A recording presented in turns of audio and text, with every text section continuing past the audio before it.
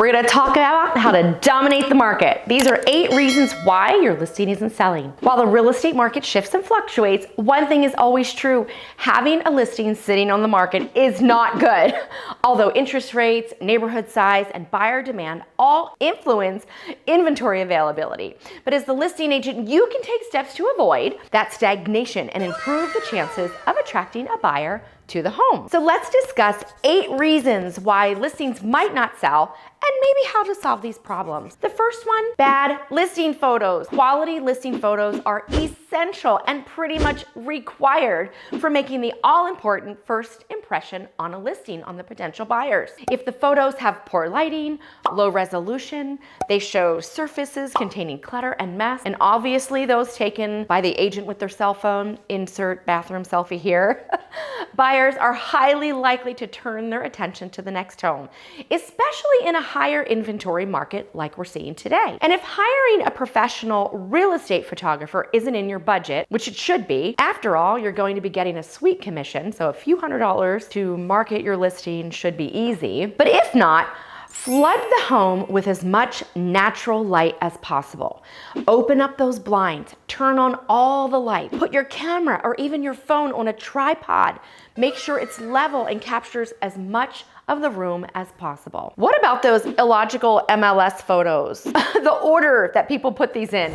On real estate websites that feature listings, buyers only see the first photo of each property. The first photo needs to be super compelling, enough to incite curiosity and prompt them to click or swipe for more. So choose the best image of the front of the home for the first photo, and then order the rest of the photos in a way that actually makes sense. For example, front of the property, kitchen, dining area, living room, bathrooms, bedrooms, and then the backyard. The order of the photo should flow and practically walk the buyer through the home in a natural order. So those close-ups of faucets, decor, and accessories, they're just a waste of space. With the limited number of photos allowed in the listing, choose your photos wisely. What about those underwhelming property descriptions? Remember, a home is a lifestyle. It's not just a house. And the power of a well-written property description should not be underestimated. You have the opportunity here to inform and excite the buyer by highlighting key features and attributes of the home. And also don't forget the surrounding area. Try to consider what makes the listing unique and what features are desirable of a variety of buyers.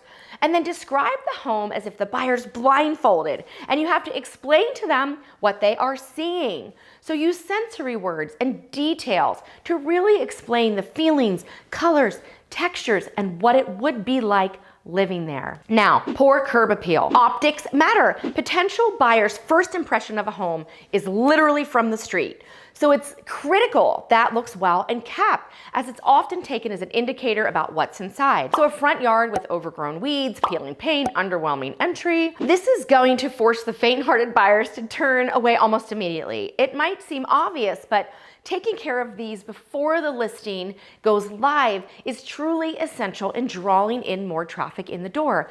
We want the preview to start with oohs and ahs, building that anticipation for them to get through the front door and not start off with a honey-do list. Otherwise, they enter the home just looking for more negatives than positives, and that is gonna turn them off. Let's talk about optimistic pricing. Overpricing is the #1 reason sellers have difficulty finding a buyer. If the listing looks overpriced compared to similar properties in the area, the buyers won't even bother checking it out. Is the average price per square foot in alignment with the area? Are value boosting features clearly, prominently called out? Too many times I see homes listed based on a number that the seller wants or a net that they need in the end. But there's more math to this equation.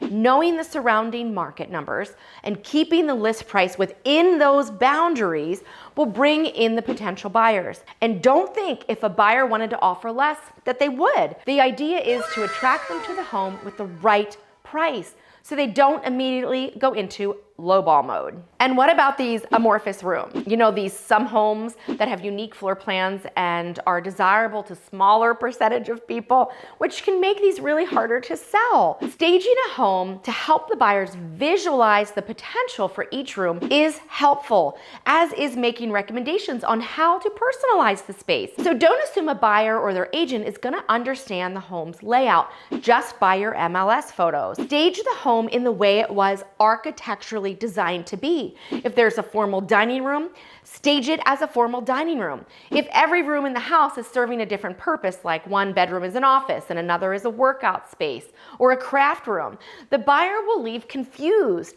as to whether or not it actually fits their needs. If a home is 4 bedrooms, show them 4 bedrooms. And non-existent staging. Showing an empty listing is really challenging, but showing a home that's as cluttered with family magnets and all kinds of memorabilia and junk is just as hard. So there must be a balance struck between having enough furniture in the home to indicate how the space should be used, but not so much that it distracts from the buyer imagining their own lives in a home. A well-staged property can actually increase the perceived value of a home. You know, in fact, half of the listing agents report that staging helps a home sell faster. So it can be well worth the investment, especially if the sellers are in a hurry. The cost of hiring a professional stager is substantially less than taking that first price drop, and the offers will most likely be at or above list price. Imagine walking into a builder model home to find it empty and completely vacant and lacking life. Do you think they would sell as many homes? And the lack of networking or use of social media. One of the benefits of using an agent when selling a home is they're supposed to have a large network of local buyers agents at their fingertips. You know, attending broker open houses is a great way to pitch a listing. Mingle with other agents, learn about the buyers they're working with, and see if there are any matches. You know, additionally, posting about new listings on Facebook, Instagram, TikTok, YouTube, accompanied by relevant hashtags, market locations, is a great way to connect with potential buyers. If your agent is not using the power of social media, you may need to reconsider your representation. You need to meet the buyers where they are, and they are online on platforms like Instagram, Facebook, TikTok, and YouTube, just waiting to find the perfect home. So if your listing is not moving, you may want to consider trying one of these new approaches.